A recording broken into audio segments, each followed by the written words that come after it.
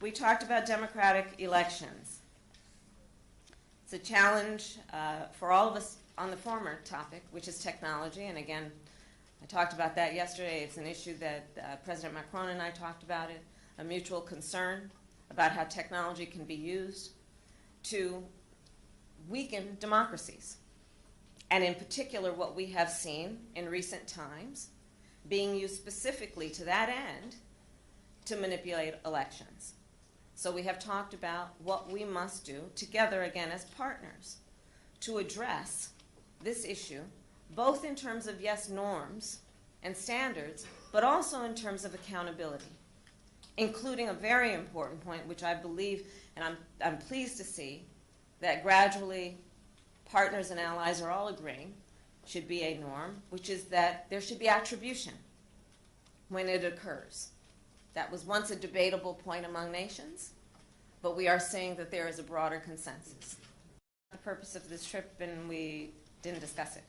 What we did discuss is the issues that are challenging us and the issues that are the basis for this relationship and the strength and the endurance of this relationship.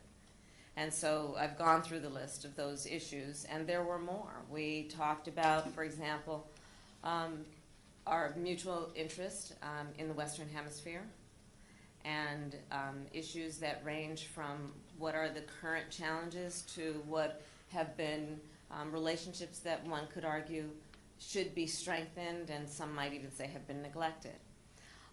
We talked extensively about our mutual interest, and in many ways a long-standing focus of France on the continent of Africa, and how obviously what happens in Africa can impact our nations, both from a security perspective and an economic perspective, but also a moral perspective.